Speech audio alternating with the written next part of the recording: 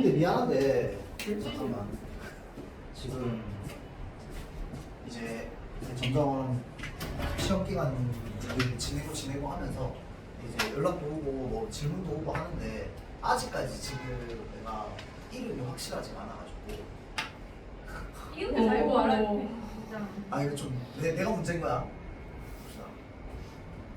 이제 지한이, 윤슬이, 서진이 맞나요? 서진, 김서진, 성빈이 맞죠?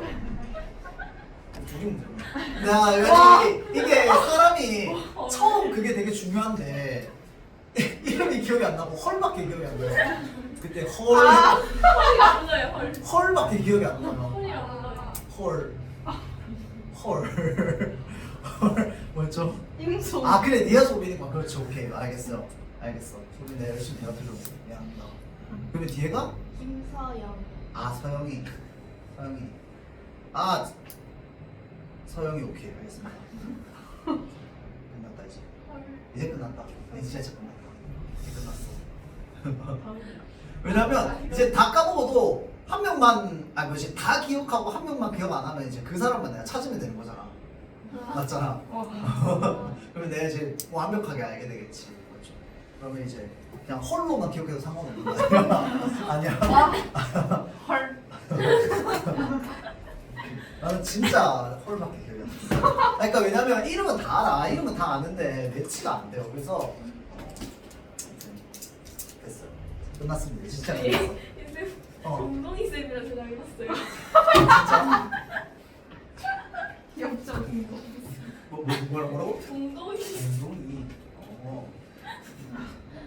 다행. 뭐 이상한 건 아니잖아. 그렇지. 그럼 됐어. 나도 동동 있어. 진짜? 친구. 아 동동. 챗GPT. 알겠습니다. 자 볼게요. 와주십시오. 자 이 사르트르 아저씨가 예, 좀 뭐라 그래야 될까? 게임 타입 따지면 아인가 봐. 이 사람이 했던 말 중에 뭐가 있냐면 이 사람은 일단 기본적으로 이 생각, 의식을 되게 중요하게 생각했고요. 그러니까 내 내면 안에 있는 이 의식을 되게 중요하게 생각했어요. 이 바깥이랑은 좀 별로 이렇게 교류하고 싶지 않아 하는 사람이었습니다. 이 사람이 했던 말 중에 진짜 유명한 말이 뭐냐면 그 넷플릭스에 있는 드라마 제목이긴 한데 타인은 지옥이다라는 말이 있어요. 이 사람이 봤어요?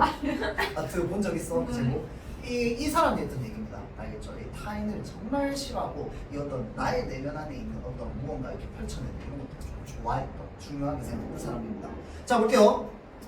실존은 본질에 앞선답니다. 자 그런데 이 문장을 이해하기 위해서는 사실은 뒤에 있는 내용을 읽어야 이해가 돼. 알겠죠? 이 실존이라고 하는 건 한자 그대로 하면 실제로 존재하다라는 말이야. 자 그런데 사실은 그러면 여기 있네 실존하네 이 개념은 또 아니에요. 우리가 흔히 실존주의 철학자들 입장에서 이 실존이라고 하는 건 존재를 어떻게 증명하는가에 대한 문제입니다. 본인은 지금 존재합니까? 한다고 얘기하겠지. 그걸 안 한다고 얘기할 거야? 오, 알겠습니다. 자, 그러기 위해서 뭐가 필요하냐면 본인이 본인의 존재를 증명할 수 있어야 돼요. 그 증명하는 방법은 여러 가지가 있을 거야. 데카르트 다르겠고요, 사르트르 다르겠고 다 다르겠습니다. 알겠죠? 뭐 하이데거 다르겠고 다 다르겠어요. 자, 그런데 어찌됐건 간에 여기서 말하는 실존이라고 하는 건 증명 가능한 존재를 말할 거야. 알겠죠? 자, 실존은요 본질에 앞선답니다. 자, 이는 철학자 사르트르의 인간에 대한 존재론적 관점을 잘 보여준답니다. 자, 그래서 이 사르트르가 가지고 있는 실존에 대한 관점이 밑에 나올 거야. 그는 인간이 태어날 때부터 정해진 본질이나 역할을 지닌 존재가 아닌 거야. 그러니까 본질이 별로 안 중요한 겁니다. 실존은 본질에 앞선다는 건 뭐가 더 중요하다는 거야, 이 사람은? 실존이 더 중요하다는 거야. 맞죠? 자, 그래서 그에게는, 사르트르에게는 인간이 태어날 때부터 본질이나 역할을 지닌 존재가 아니라는 겁니다. 무엇을 통해서? 의식을 통해서 자신을 새롭게 구성할 수 있는 존재라고 봤대요. 그러면 사실은 여기에서 우리 어느 정도 추론해 볼 수 있습니다. 사르트르에게 있어서 실존은 뭘까요? 그렇지, 의식을 통해 자신을 새롭게 재구성한 무언가가 실존이 되겠지. 그러면 뭘 더 중요하게 생각한다? 요걸 더 중요하게 생각한다. 요건 덜 중요하게 생각한다. 그렇죠? 자, 그에 의하면 인간의 의식은 고정된 실체가 아니라 항상 어떤 가능성을 향해서 나아가는 지향성을 지닌대요. 자, 의식은요, 고정된 게 아니라 가능성을 향해서 나아가는 지향성을 지닙니다. 어떤 가능성으로 나아가 의식은 멈춰있지 않습니다. 그래서 인간은 현실의 대상을 그대로 받아들이는 것이 아니라, 그대로 받아들이는 것은 뭐야? 난 가만히 있고 저기서 오면 받아들이는 거 아니야. 그럼 멈춰있잖아. 멈춰있지 않는다고. 그래서 어떻게 한다고? 의식을 통해서 현실의 대상에 나아가서 현실의 대상, 나아가 자신의 현재의 자신을 초월할 수 있다고 보았습니다. 의식을 통해서 현재의 자신을 초월할 수 있다고 보았습니다. 자, 잠깐만.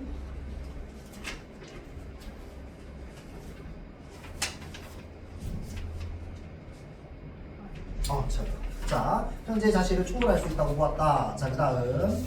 사르트르는 인간이 어떻게 의식을 통해서 현실을 초월할 수 있다고 보았을까? 라고 할 때 뭘 생각했느냐? 무화랑 상상이라고 하는 개념을 생각해냈답니다. 자, 그래서 먼저 무화란 의식이 어떤 대상을 지향하는 과정에서, 잘 보세요. 사물이나 상태를 그대로 수용하지 않습니다.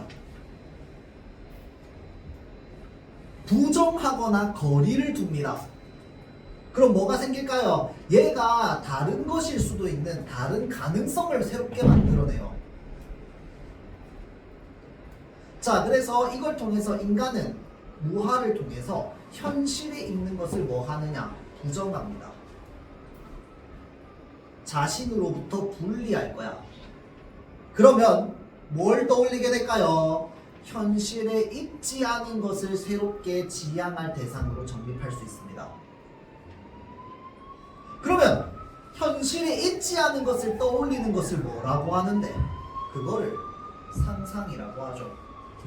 자, 그래서 지금 이 아저씨는 무화라고 하는 작용을 통해서, 무화라고 하는 어떤 태도를 통해서 상상이라고 하는 활동을 만들어내는 겁니다. 맞죠? 자, 무화를 하기, 아까 상상을 하기 위해서 뭐가 필요해? 원래 정해져 있는 대로 그대로 수용하는 것이 아니라 그것과 다른 가능성 무언가를 떠올리는 거야. 맞지? 그건 뭐야? 이 세상에 없던 거잖아. 그거는 상상에 해당하는 거죠. 그렇죠? 자, 그래서 상상은 단순한 환상과 달리 현실을 무화함으로써 비실제적 대상을 창조하는 능동적인 의식의 활동이 됩니다. 당연히 그렇지. 자, 생각해보면 상상이라고 하는 건 이 세상에 없는 것을 떠올리는 거야. 그거는 내가 수동적으로 할 수 있어? 없어요. 내가 능동적으로 의식을 활용해야지만 세상에 없는 걸 떠올릴 수 있다고. 그래서 그 세상에 없는 걸 떠올리기 위해선 일단 먼저부터 뭐가 돼야 돼? 무화라고 하는 어떤 태도부터 취해야 돼.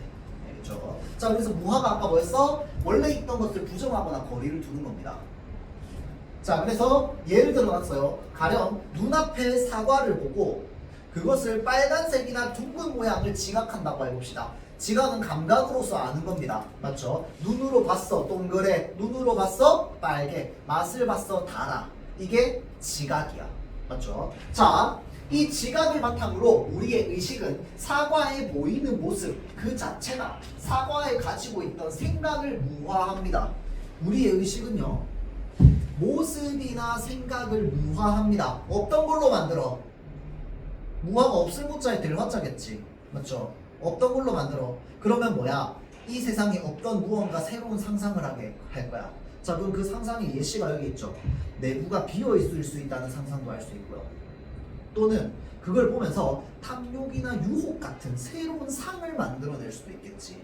이미지를 만들어낼 수도 있겠죠. 사과를 통해서 새로운 이야기도 만들어낼 수 있을 거야. 맞지? 앤들은 이런 거 잘하겠지. 가만 냅두면 혼자 상상할 거 아니야. 맞죠? 나는 N이 100%거든요. 거의 나는 뭐 머릿속에 그 현실을 살고 있지 않습니까? 저희도 원 상상이에요. 어? 저희도 원 상상이에요. 뭔 상상하냐고? 지금은 사실 상상할 틈이 없어서 그런데 가만히 내가 앉아있다 생각하면은 그냥 지금 집에서 나와서 지금 여기까지 오는 길에서 뭐 어떤 모습들을 상상하겠지. 아까 뭐 마라탕 튀었다며. 아, 네. 그 모습을 상상했겠죠. 그럴게요. 쌤, 응? 저 까마귀가 제 머리. 아니 갑자기 얘 보고 남지야 했는데 위에서 까마귀가 날라서 얘 머리를 치고 갔어요. 아 진짜? 네. 네. 너무 아팠어요. 왜 그랬을까? 그니까요. 반짝여 줘. 근데 까마귀 되게 똑똑한 새잖아. 네. 제 머리는 먼저.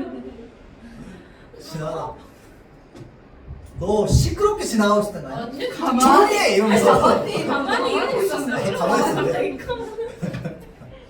뭐지? 뭐가 마음에 안 들었을까? 저 핑크색 털이 마음에 안 들었을까? 마음에 들었을 수도 있잖아요. 오, 널 찍었다. 그러네. 널 찍었어 네, 까마귀. 그렇죠. 그럼 핑크색이 마음에 들었던 거지. 뭐냐? 하여튼. 자, 앞에 보세요. 다시. 자, 앞에 봐. 맛있어 보기. 자, 맞죠 맞죠. 자, 탐욕, 유혹과 같은 새로운 상을 떠올릴 수 있는 상상을 할 수 있대요. 새로운 상상을 막 하는 거야. 자, 나아가 사과를 관찰하고 있는 뭐까지 없애? 나. 관찰하고 있는 나까지 세상에서 없애.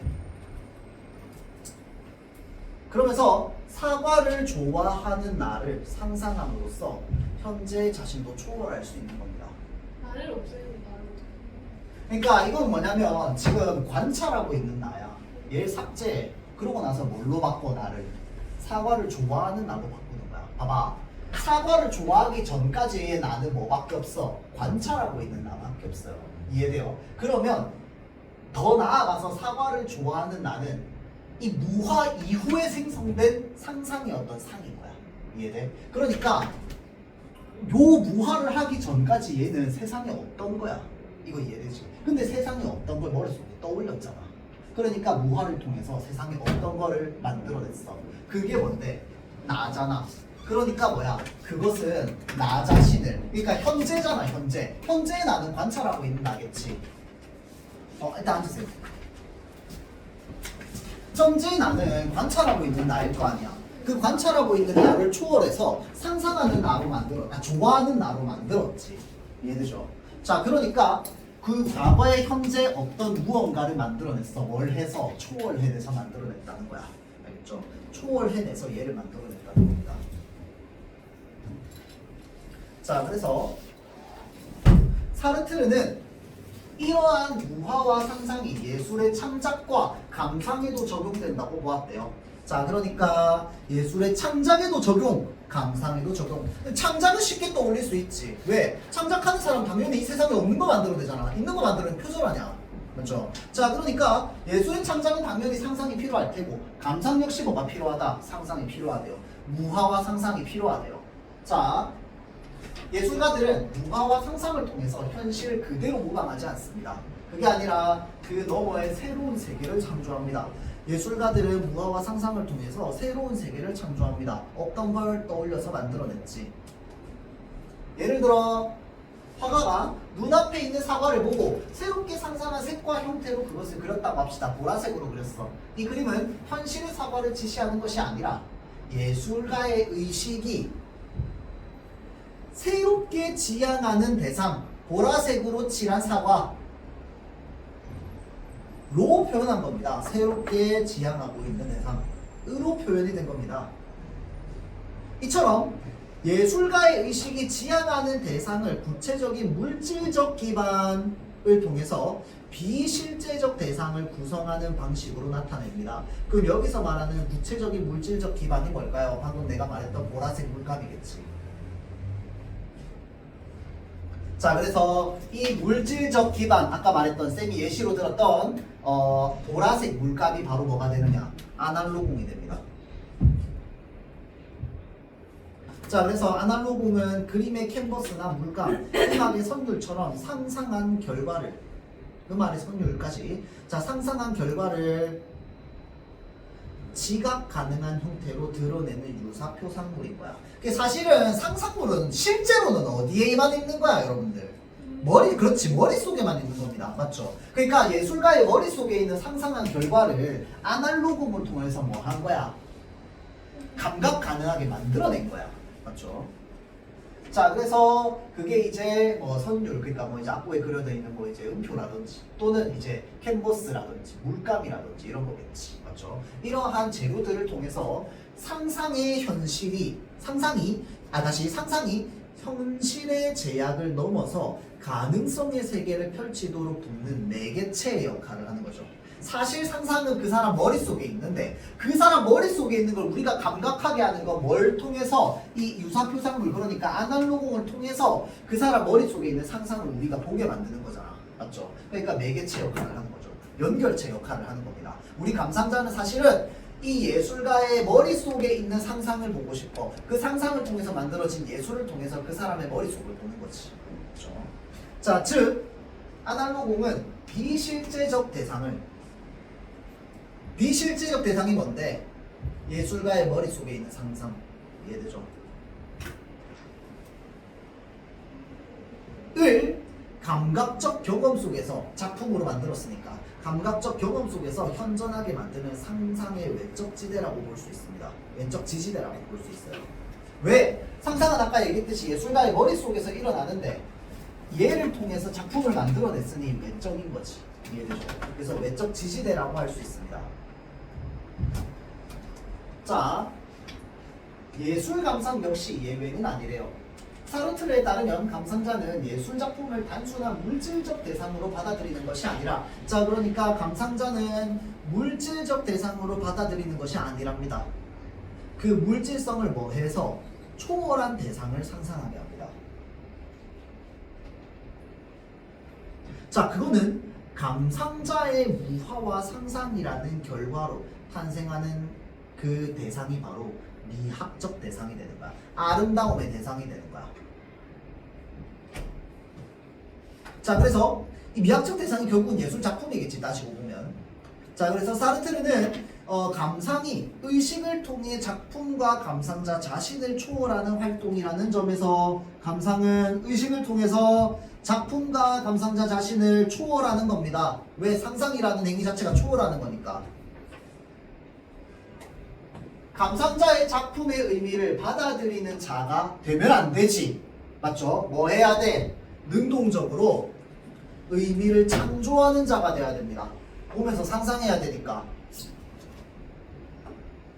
그래서 예술작품은 감상자의 무화와 상상이 더해질 때 완성이 되는 것입니다. 예술작품은. 자, 이처럼 사르트르의 예술 철학에서 창작과 감상은 모두 인간의식의 무화와 상상을 바탕으로 한 실존적 활동인 거야. 이해되죠? 자, 그러니까 사르트르에게 있어서 실존은 바로 뭐야? 무화와 상상의 산물인 거야. 이해되죠? 자, 그래서 창작과 감상은 모두 무화와 상상을 바탕으로 한 실존적 활동이고요. 실존은 본질에 앞선다고 생각했습니다. 예술가는 현실을 무화하고 상상을 통해서 그것을 재구성함으로써 예술가는 자신의 자유를 실현하고요. 감상자는요, 작품과의 상호작용 속에서 그 의미를 스스로 구성합니다. 이거 다른 말로 아까 능동적이라고 했다, 그치? 자, 무화와 상상을 하는 주체는 능동적 주체입니다. 수동적 주체가 아니에요. 있는 그대로 받아들이는 게 아니라 자기가 상상해야 되기 때문에. 자, 그래서 스스로 구성하며 자유로운 상상의 주체가 됩니다. 결국 사르트르에게 있어서 예술은 자유로운 인간이 세계에 던지는 물음이자 응답인 것이다 라고 되어 있다, 그렇죠? 자, 보겠습니다. 그러니까 이 무화와 상상을 통해서 우리 인간은 자유로 나아갈 수 있다, 이렇게 생각했던 게 사르트르죠. 이 자유에 대한 개념도 여러분들 철학자마다 좀 읽어보면 재밌긴 할 텐데 나중에 한 번씩 뭐 지문 나오면 한번 같이 한번 살펴보도록 하죠. 자, 윗글의 내용과 일치하는 것은 이라고 되어 있습니다. 이거 뭐 별로 어렵지 않죠. 자, 일치하는 것 하나밖에 안 보이는데, 자, 5번에 보면은 아날로그는 실제하지 않는 대상을 어디에서 감각 경험 속에서 현존하게 만든다, 맞는 말이죠. 자, 1번 볼게요. 역할 태어날 때부터 정해져 있다고요? 아니라고 했지. 맞죠? 자, 다음 인간은 환상을 통해서 현재의 자신을 무화합니까? 아닙니다. 환상을 통해서 하지 않습니다. 의식을 통해서 합니다. 의식을 통해서. 그렇죠? 자, 다음 예술가는 현실의 모방을 통해서 새로운 세계를 창조한다. 맞나요? 아니죠. 상상을 통해서. 상상은 현실의 모방일 수 없어요. 왜 그런데? 상상하기 전에 뭐부터 해야 되는데? 무화해야 돼요. 무화하면 현실은 다 없어져. 다 삭제시켜야지. 그렇죠? 자, 다음 4번. 예술 감상과 달리 예술 창작은 의식의 실존적 활동에 해당한다. 맞나요? 뭐가 틀렸어? 얘네 둘 다 뭡니까? 실존적 활동이지. 달리라고 하면 안 되죠. 모두라고 해야죠. 자, 다음 18번. 의식에 대한 이해로 적절하지 않은 것은 이라고 되어 있습니다. 1번 선지 볼게요. 실체가 고정되어 변하지 않는다. 맞나요? 아니지. 변한다고 했잖아. 맞죠? 이게 사실은 두 문제가 너무 쉬웠어요. 그치? 근데 뒤에는 좀 어려웠어. 자, 일단 이번 선지 비실제적 대상을 창조하는 활동을 한다. 맞나요? 맞죠? 자, 다음 인간이 자기 자신을 초월할 수 있게 한다. 그것도 맞지. 초월해야 된다고 믿었죠. 사르트르는. 자, 다음 항상 어떤 가능성을 향해서 나아가는 지향성을 지닌다. 맞죠? 그래서 의식은 뭐 하지 않다. 멈춰있지 않다. 항상 지향성을 가지고 있기 때문에 계속 나아가려고 하기 때문에. 자, 다음 5번 현실의 사물이나 상태를 부정하거나 거리를 두게 작용한다. 맞죠? 요걸 우리 뭐라고 했습니까? 그렇지. 무화라고 했죠. 아, 요것도 적어봅시다. 비실제적 대상을 창조하는 거 뭔데? 상상이죠.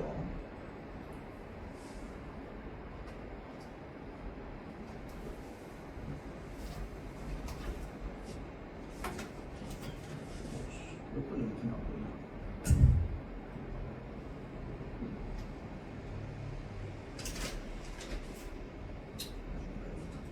좋네. 자, 하여튼 18번에 1번은 18번 정답은 1번이고요. 자, 그 다음 19번 봅시다. 기억과 니은에 대한 이해로 적절한 것은 이라고 되어 있는데, 자, 기억은 뭐냐? 앞에 맨 첫 문장이었을 거야. 실존은 본질에 앞선다. 맞죠? 실본 앞. 자, 그 다음에 니은은 뭐였습니까? 예술은 자유로운 인간이 세계에 던지는 물음이다. 다 그쵸? 자, 보겠습니다. 기억.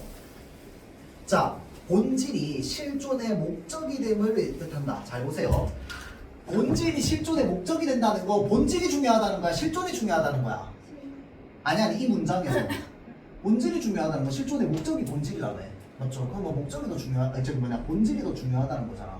아니지. 맞죠? 실존이 더 중요합니다. 그렇지. 자, 다음 니은은 예술이 실존의 수단이 됨을 뜻한다. 맞나요? 요거는 맞지. 그러니까 실존에 반드시 필수적인 건 아니지만 실존의 수단 중에 하나로서 쓸 수 있지. 상상을 통해서. 맞죠? 자, 그러니까 정확하게 말하면 수단 중 하나죠. 하나로 될 수 있죠. 자, 다음 2번 기억은 개인이 자유를 추구함을 드러낸다. 이게 일단은요, 여러분들 맞는 말이긴 합니다. 근데 여기서 조금 이렇게 확 뛰어넘어서 연결을 해야 되는데, 지금 실존은 본질에 앞선다라고 했잖아. 그치? 자, 그러면 실존이랑 비슷한 단어 다 묶어볼까요? 뭐 있는데, 일단 첫 번째 의식 나왔고요. 그치? 무화, 항상, 능동 등등등 이런 것들이야. 맞죠? 이거를 통해서 맨 마지막 문장이 뭐라고 되어 있어? 자유로운 인간. 무슨 말인지 알겠죠? 자, 그러니까 지금 이거를 자유로움을 추구한다도 맞는 말이 될 수 있습니다. 이해되죠?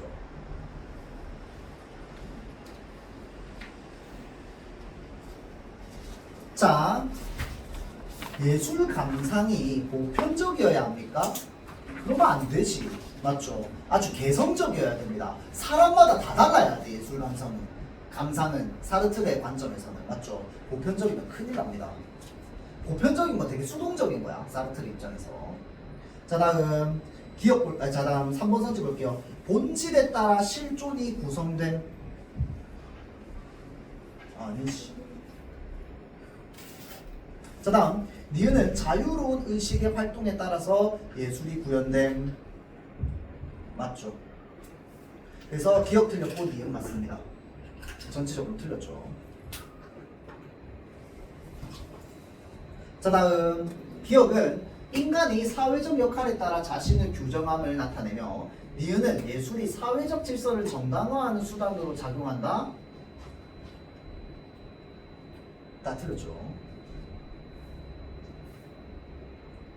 그런 말은 안 나와 있습니다. 맞죠? 자 다음 안 나와 있죠. 정확하게 말하면. 자 다음 기억은 인간이 스스로를 구성해가는 존재. 이걸 또 다른 말로 뭐라고 할 거야? 두 글자 능동. 실존은 본질에 앞선다. 실존 능동. 자 다음 니은은 예술이 인간의 무화와 상상을 통해서 세계를 구성하는 실존적 활동이다. 맞는 말이다. 그렇죠? 5번 덥죠? 네. 와 근데 리모컨이 어디 갔는지.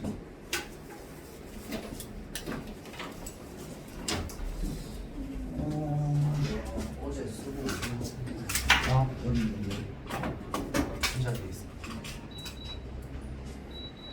춤 얘기하세요. 춤 얘기하세요. 자 보기 볼게요. 보기. 뭐요? 자 보기. 근데 에어컨 틀어놔서 금방 또 추워질 텐데. 들어올 때 뭐야? 그래서 그런가? 봅시다. 자, 조각가 A는 현대인의 고통이라고 하는 주제에 적합한 소재를 고민하다가 손목 위에 있는 시계를 보고 생각에 빠졌답니다.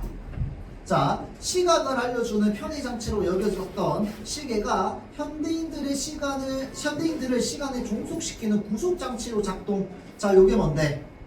그렇지, 상상. 그러면 생각에 빠진 요때 아마 무화가 일어났겠지. 우리가 추론으로 추측해보면. 자, 불현듯 머릿속에 떠올랐습니다. 자, 그래서 그는 부서진 시계 위에 뭘 입혔어, 지금? 청동을 입혔네. 우리 얘 뭐라고 부를까? 그렇지, 아날로그. 을 더딥힌 작품 시계를 완성해 전시했습니다. 자, 그래서 요 이제 완성된 작품은 예술 작품이자 동시에 미학적 대상이 되겠죠. 자, 이를 본 관객 B는요, 사라진 역사의 허망함을 떠올렸답니다. 자, 다음 C는요, 시간의 유연성에 벗어난 자유로운 뭘 떠올렸어? 지금 여기에 자신을 연상했답니다. 어찌됐건 간에 요 두 개는 전부 뭐에 해당하냐면 의미를 새롭게 구성하고 자유로운 상상을 한 것입니다. 심지어 여기에서 자유로운 자신을 연상했다는 건 자신을 초월했다는 말도 쓸 수 있겠지. 자, 이 지문 속에 담겨있는 문장과 단어를 이렇게 적용할 수 있습니다. 우리는 보기 안에서. 그러니까 여러분들 실전에서요, 이거 진짜 진심인데 그 지문 읽고요, 이게 다는 아니더라도 이게 떠올라야 돼요. 실제로 여러분들 모의고사나 수능에서도 알겠지. 왜냐면 내가 개념을 받아들였잖아. 그러니까 확실하게 내 피부로 딱 안 와닿는 개념이야. 당연히 여기 적용하기 어렵겠지. 맞죠? 보기는 기본적으로 여기 남아있는 개념이 여기 실제 현실에 적용된 예시를 말하는 거야. 맞죠? 그러니까 읽으면서 이건 이거 바로 찾아주고 좋습니다. 알겠죠? 그래서 일단 생각 안 나면 앞으로 돌아가서 차라리 보기를 정확하게 잘 읽으면 밑에 있는 문제는 공짜야. 알겠지? 3점짜리긴 하지만 물론 20번 문제는 공짜 치고 조금 어렵긴 했습니다. 자, 1번 볼게요. A는 시각을 알려주는 편의장치를 무화하고 시간을 종속시키는 구속장치를 새롭게 지향할 대상. 맞나요? 맞지? 이거 상상의 활동이잖아. 그렇죠? 맞는 말. 자, 다음 볼게요. B는 작품 시계의 물질성을 초월한 사라진 역사의 허망함을 무화했겠군. 맞나요? 왜 틀렸는데? 확신할 수 있어? 네. 아니야? 아, 진짜야? 확신할 수 있어요? 네. 맞습니다. 상상이죠. 난 확신 못했는데. 그래서 밑에까지 다 읽었는데. 확신했어요. 진짜? 세금 주셨어요. 왜냐면 이걸 무화랑 상상이랑 한 번에 일어나는 걸로 생각하면은 좀 애매할 수도 있겠는데? 라는 생각이 좀 들었어요. 왜냐면 여기에서 생각에 빠졌다고만 했지 뭔가 자기 자신을 잊었다 또는 세계를 잊었다라는 말이 없어가지고 어쩌면 여기에서 무한한 상상이 다 일어났다고도 볼 수 있지 않나? 라는 생각이 들어가지고 나는 확실히 못했어요. 그냥 세고 쳐놨는 거. 자 근데 밑에 다 읽어보니까 밑에 다 맞는 말이었어요. 자 3번 볼게요. C가 연상한 시간의 유한성에서 벗어난 자유로운 자신은 비약적 대상에 해당하겠군. 맞나요? 맞지. 자유로운 자신이라고 하는 건 사실은 뭐야? 뭘 보고 있는 거야 지금? 이 시계 보고 있는 거야. 그 뒤에 시계를 보고 상상한 거 아니야. 맞지? 미학적 대상 맞지? 이해되죠? 자 다음 자 B와 C는 각각 작품 시계와의 상호작용 속에서 의미를 능동적 맞지? 위에 적어놨네 아까. 그렇죠? 자 다음 5번 볼게요. 시계의 부서진 시계와 더딥힌 청동은 상상한 결과를 지각 가능한 형태로 그렇지 유사표상물 아까 쌤이 아날로그 표시해놨습니다. 그렇죠? 맞는 말. 요 유사표상물이랑 또 똑같은 말이지 아날로그죠. 정답은 2번. 자 다음 비분산형 적외선 분석. 야 이거 진짜 재밌다 이거. 와, 진짜 어려워. 나 이거 틀렸어. 하나만 했어. 야 근데 이게 그 기체 분자를 통과하고 난 뒤에 얘 파동이 어떻게 되는지 생각 못하면은 와 이거 문제 풀기 쉽지 않겠던데. 그러니까 내가 볼 때 21번만 맞고 22, 3번은 틀리기 딱 좋은 것 같은데. 25번, 21, 30번. 어떻게 그럴 수가 있지? 22번에 찍어서 맞췄어. 그렇지. 21번 찍어서 풀어서 맞추겠지. 아그 풀어서 푼 거 틀리고 이제 찍은 거 맞추고 그렇게 하면 이렇게 될 수 있지. 그렇죠? 자 봅시다. 이거 아, 좀 1을 이거 안 어렵습니다. 했구나. 3이 자, 비분산형 적외선 분석기는 특정 기체를 선택적으로 감지한답니다. 자, 볼게요. 자, 이런 애가 있어요. 얘는 특정 기체를 선택적으로 감지한답니다. 그러니까 이게 지문이 되게 어려운데 문제는 쉽거든요. 자, 그래서 이 지문을 이해 못하는 문제를 못 풀게 돼 있어요. 봅시다. 자, 적외선은 일정한 주기로 진동하면서 에너지를 전달하는 파동의 성질을 지니는 전자기파랍니다. 이 적외선이 파동이라는 건 여러분들 다 알고 있죠? 아, 아니야? 아닐 수도 있어? 그 어찌됐건 간에 적외선도 빛의 광선의 종류잖아. 광선의 종류. 맞죠? 그 적외선이랑 자외선은 다 알고 있죠? 맞죠? 자, 적외선과 자외선 얘는 전부 다 어찌됐건 간에 어떠한 그 빛, 그러니까 파동의 종류입니다. 맞죠? 자, 그래서 이제 어떤 파동이 이렇게 쭉 지나가는데 이제 어떤 애는 가시광선이고 어떤 애는 적외선이고 어떤 애는 자외선일 거 아니야. 맞죠? 그래서 적외선을 기준으로 보면 적외선은 어찌됐건 가시광선 외쪽에 있는 범위이기 때문에 여기서부터 여기까지 범위가 엄청 넓어요. 알겠지? 그 말은 무슨 말일까? 파동이 이 느린 애부터 빠른 애까지 종류를 다 묶어서 그냥 적외선으로 부른다는 거야. 왜냐면 우리 눈에 안 보이기 때문에 얘를 그냥 한 번에 다 묶어서 적외선으로 부르는 거야. 알겠죠? 자, 그래서 적외선은요 0.7 마이크로미터에서 1000 마이크로미터에 이르는 다양한 파장이 포함될 수밖에 없는 거야. 그러니까 이해되죠? 가시광선 이외에 이제 빨간색 윗부분을 다 적외선으로 치다 보니까 파동의 크기 차이가 되게 많이 나는 겁니다. 파동의 크기 차이가 되게 많이 나는 거예요. 자, 그래서 파장은 한 번 진동할 때 이동한 거리로 진동 중심에서 가장 높은 위치인 마루와 다음 마루 사이의 거리로 나타낼 수 있고요. 이거 지난 시간 얘기했죠? 자, 이때 마루의 높이와 파동의 에너지는 서로 비례합니다. 이게 뭐였어요? 마루의 높이를 우리 지난 시간에 읽었던 그 지진 얘기로 바꾸면은 마루의 높이가 뭘로 바뀌어? 진폭으로 바뀌지. 기억나요? 자, 그래서 마루의 높이라고 하는 건 파동이 이렇게 돼 있으면 요 높이를 말하는 겁니다. 맞죠? 요런 파동이 있을 거고. 맞지? 자, 그래서 에너지는 비례합니다. 파동 에너지의 변화량과 적외선 세기의 변화량은 비례한대요. 자, 파동 에너지의 변화량과 적외선 세기의 변화량은 비례한데 사실 당연한 겁니다. 왜? 적외선도 파동의 종류이기 때문에. 알겠죠?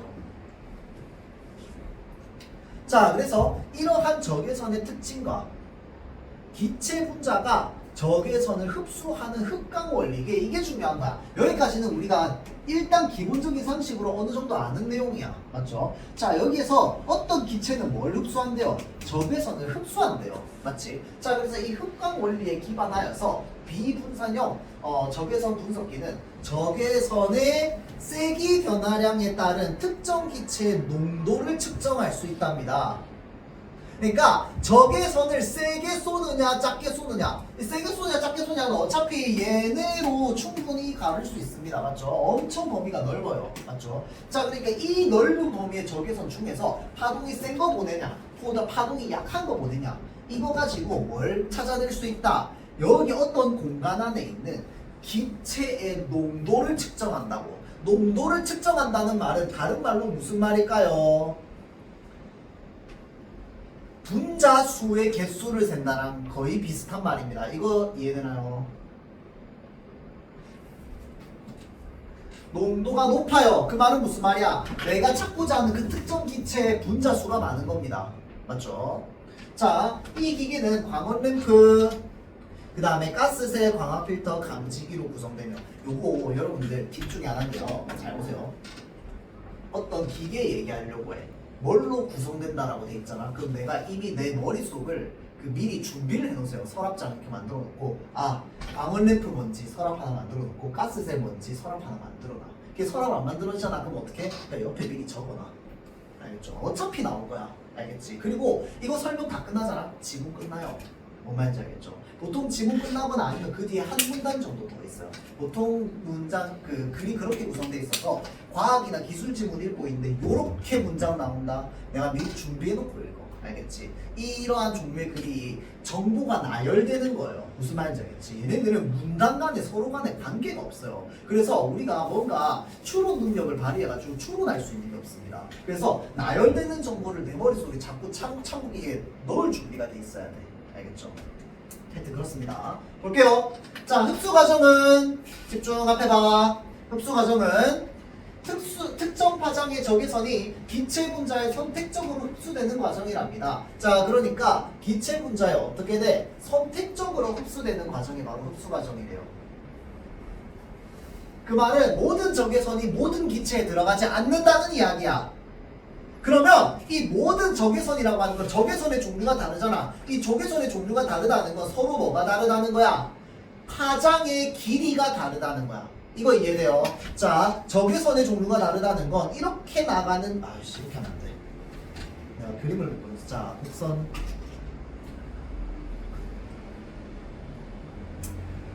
자, 사인 곡선입니다. 알겠죠? 자, 이런 파장이 있어요. 이런 파장이 있어. 누가 에너지가 더 세? 밑에가 더 세. 방금 내가 힘 더 세게 했잖아. 맞지? 그래서 그런 게 아니고요. 파장의 길이가 짧았어. 비슷한데? 이러면 안 되는데. 더 세게. 더 세게. 이렇게. 파장의 길이 요만큼이야. 맞지? 파장의 길이 요만큼이야. 아니야, 요만큼이야. 맞지? 자, 그러니까 에너지는 얘가 더 세라고. 맞죠? 자, 그래서 이 파동의 세기는요, 요 진폭의 크기, 얘도 비례하고요. 그 다음에 요것도 비례합니다. 알겠죠? 자, 그래서 얘네가 짧으면 짧을수록 파동이 세고요. 얘네가 크면 클수록 파동이 센 거야. 이해되죠? 자, 그래서 이렇게 적외선에, 그러니까 파동의 종류를 나눌 수 있는 거야. 그러니까 이 파동에 반응하는 기체가 다르고 이 파동에 반응하는 기체가 다르다는 거야. 그러니까 얘가 흡수돼? 그러면 어떤 특정 기체야. 얘가 흡수돼? 어떤 특정 기체인 거야. 무슨 말인지 알겠죠? 여기서 말하는 게 그겁니다. 저기, 그래, 하영이 정신 차리십시오. 자, 먼저 기기에 그 전원이 공급되면 강원 램프에서 적외선이 방출되어서 가스셀 내부로 들어가게 됩니다. 자, 그래서 우리가 서랍 속에 뭘 넣어야 되냐면 일단 순서 넣어야 되거든요. 자, 전원이 공급되면 시작됩니다. 자, 광원 램프에서 적외선이 방출된대요. 자, 그러면 걔가 가스셀 내부로 쑥 들어간대. 이 가스셀에는 가스셀이니까 말 그대로 가스셀이니까 이 셀 안에 뭐가 들어가 있겠어? 기체가 들어가 있겠지. 맞죠? 자, 그래서 가스셀은 광원 램프와 광학 필터 사이에 설치된 관으로 그 내부에는 측정 대상을 포함한 기체 분자들이 들어있대요. 그 말은 무슨 말이야? 기체 분자의 종류가 한 개야, 여러 개야? 여러 개야. 그 중에서 내가 찾고 싶은 기체 분자의 개수만 찾을 수 있는 거야. 이 적외선을 통해서. 자, 측정 대상을 포함한 기체 분자들이 들어있대요. 자, 기체 분자는 뭐야? 두 개 이상의 원자가 결합한 구조로 이루어져 있으며 이 모르는 사람 없죠? 자, 원자들의 결합 상태에 따라서 고유한 진동수를 지닌 진동운동을 합니다. 이거 다 알고 있죠? 이 분자 종류마다 진동수 다 다르잖아. 맞지? 자, 그러니까 특정한 진동수를 가지고 진동운동을 하고 있는 거야. 고유한 진동수를 가지고 진동운동을 하고 있습니다. 적외선 파장, 그냥 파동이야, 파동. 우리는 빛을 이렇게 받고 있지만 여기에서 나오는 건 사실 우리 파동을 받고 있는 겁니다. 맞죠? 사실은 일정한 진동수를 가지고 있어요. 우리가 받고 있는 이 빛들도. 맞죠? 자, 그래서 자, 이때 가스셀에 들어온 적외선 중에서 특정 파장의 적외선이 진동수가 일치하는 기체 분자를 만나게 되면 해당 적외선이 지닌 파동 에너지는 분자 내부의 진동 에너지로 흡수된답니다. 자, 여기서 끊어. 이거 이해 못하면 뒤에 23번 못 풉니다. 자, 여기 다시 뒤에 지금 여기 그림의 반사체 모인데 다 빼봐. 자, 예를 들어서 파동이 시작했어요. 출발했어. 적외선이 출발했습니다. 출발하고요. 가스셀로 들어간다고 칩시다. 가정이야. 그리고 뒤에 그냥 통과해서 나왔어요. 이해되지? 이해 나왔어. 여기에는 여러 종류의 기체가 있습니다. 자, 그래서 어떤 적외선을 쐈는데 얘 파동이랑 똑같은 파장의 길이를 가지고 있는 애를 안에 기체로 만난 거야. 만났어. 이 적외선이 이제 통과돼서 나왔어. 이 적외선은 여기에 들어갈 때보다 에너지가 더 센 상태로 나올까요? 약한 상태로 나올까요? 왜 약한 상태로 나오는데? 그렇지, 진동이 흡수되었으니까. 이게 이해돼야 돼요. 무슨 말인지 알겠죠? 여기서 들어가는 적외선의 힘보다 여기 안에서 자기랑 파동이 똑같은 기체를 만나게 되면 나올 때는 이 적외선이 약하게 나오는 거야. 그런데 특정 파장을 가지고 있는 그 기체가 있고요. 적외선도 뭐 A, B, C, D를 다 쏜다고 생각해 봅시다. 자, 그러면 B, C, D는 자기랑 똑같은 애를 못 만났어. A만 만났어. 그러면 A랑 똑같은 파동을 가지고 있는 기체가 여기 안에 몇 개 있는지 찾을 수 있어, 없어? 있겠지. 이거 이해됩니까? 이렇게 찾아내는 겁니다. 이해되죠? 자, 다시 볼게요. 자, 흡수된다고 했으니까 이로 인해 특정 파장의 적외선은 기체 분자의 양에 비례하여 파동 에너지가 감소하면서 기체 분자에 흡수되지 않은 다른 파장의 적외선들과 함께 강화 필터로 나오는 거야. BCD, ND까지 같이 포함해가지고 쭉 나오는 거야. 이 BCD는 괜찮은데 얘만 파동의 크기가 작아져 있는 거야. 그러니까 이 길이가 어떻게 되는가? 요렇게 돼서 나오는 거야. 애가 파장은 똑같은데. 이해되죠? 자, 그래서 요렇게 찾는 겁니다. 자, 그 다음 검출 과정입니다. 검출 과정은요, 광학 필터를 이용하여 기체 분자에 반응하는 특정 파장의 적외선만을 선택적으로 투과시킨답니다. 자, 기체 분자에 반응하는 특정 파장의 적외선만을 선택적으로 투과시켜요. 그래서 기체의 농도를 분석하는 과정이랍니다. 그러니까 이미 해당 기체가 있다는 건 알았어. 근데 얘가 얼마나 있는지는 몰라서 그 얼마나 있는지를 반사체를 통해서 알아내야 됩니다. 알겠죠? 자, 그래서 광학 필터는 두 개의 반사체 사이에 공진층을 만들어 놨답니다. 공기 분자가 없는 어떤 층을 만들어 놨대요. 반사체는 서로 다른 굴절률을 가지고 있는 방막을 겹겹이 붙여 만든 것이랍니다. 이 구조는 적외선이 방막과 방막의 경계면에서 일부는 반사되고 일부는 굴절되어서 투과하는 특성을 이용했답니다. 그 말은 자, 무슨 말이냐? 가스셀을 통과한 적외선이 나와요. 그러면 이 적외선이 1부는 뭐해? 반사돼. 1부는 통과돼. 반사체 한 번 더 만나. 1부는 반사돼. 1부는 통과되는 겁니다. 그러면 이 파동 에너지가 얼마나 강하냐에 따라서 달라지는 거야. 이해되죠? 자, 볼게요. 똑같이 그림 그리지 마세요. 자, 이러한 특성을 활용하여서 반사체를 구성하는 방막의 굴절률과 두께를 정밀하게 계산하면 이제 특정 파장의 적외선만 내가 원하는 것만 통과시킬 수 있는 거야.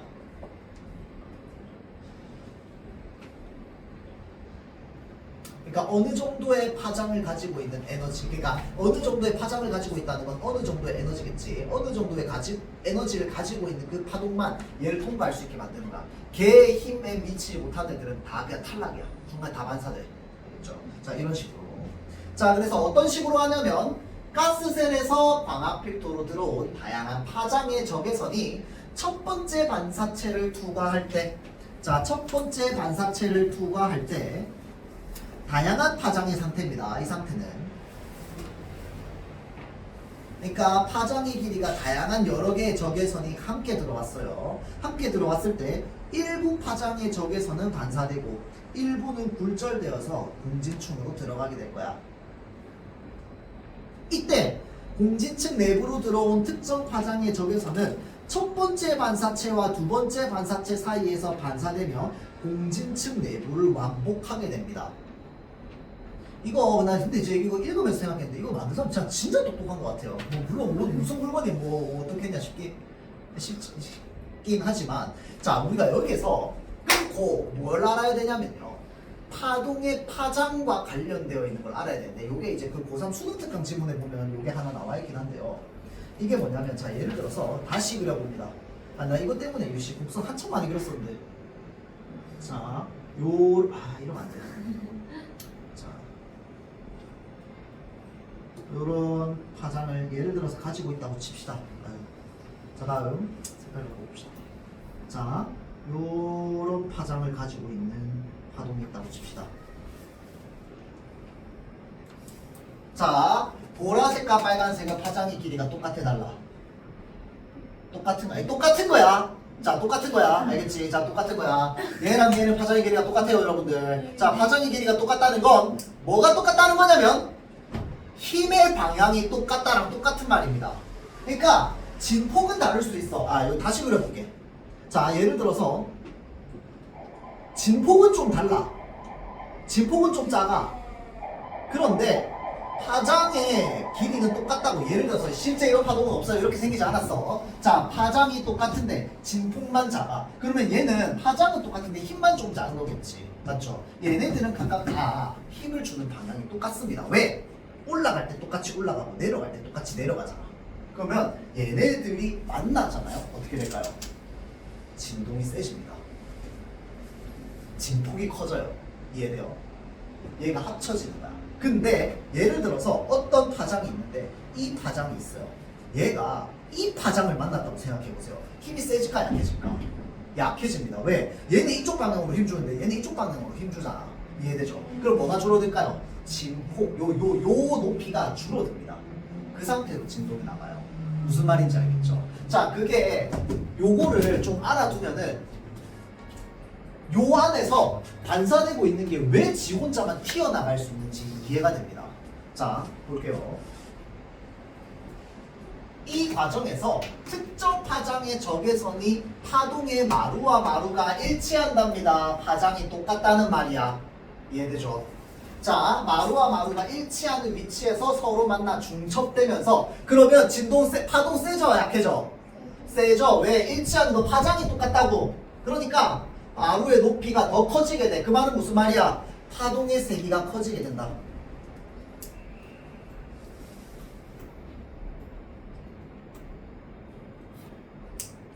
파동 에너지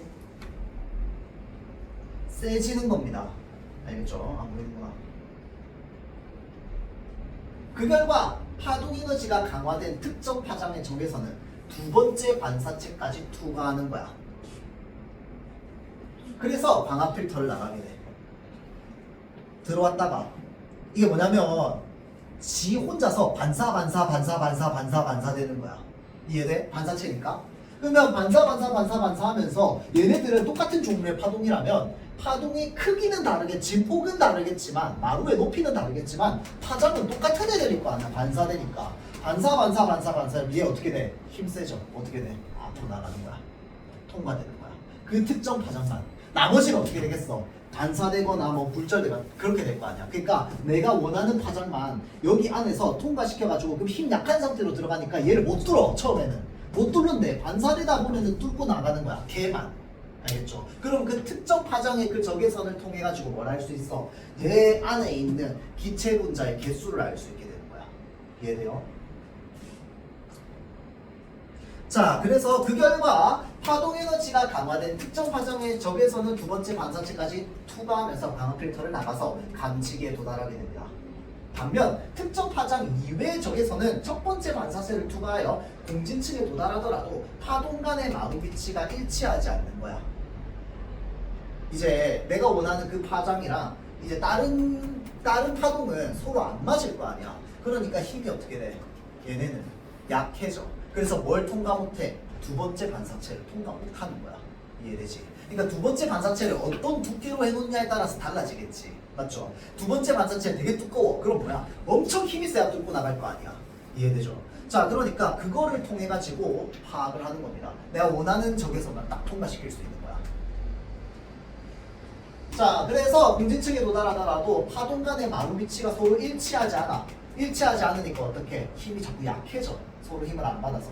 이후 감지기에서는 감지기에 도달한 특정 파장의 적외선의 세기와 가스셀 내부의 측정 대상의 기체가 없을 때를 기준으로 하면 되는 거야. 기체가 없으면 어떻게 되겠어? 원래 파동 에너지 그대로 갈 거 아니야. 그러니까 원래 파동 에너지에 통과되고 난 이후의 결과값을 빼면 어떻게 돼? 그 에너지만큼이 바로 뭐야? 그 셀 안에 있는 공기 분자의 개수가 되는 거야. 이해되죠? 자, 그래서 기체가 없을 때의 기준을 비교하여서 기체의 농도를 측정한다라고 되어 있죠. 이해가 됐나요? 됐어? 안 된 사람 없습니까 혹시? 다 되기 쉽지 않을 것 같은 생각이 좀. 70% 됐어? 오케이, 알겠습니다. 자, 그래서 나중에 여러분들 나중에 직접 그림을 그려보던지 한번 해보세요. 요거 문제 풀이는 잠깐 10분 정도 쉬었다가 하겠습니다. 쉬었다 할게요.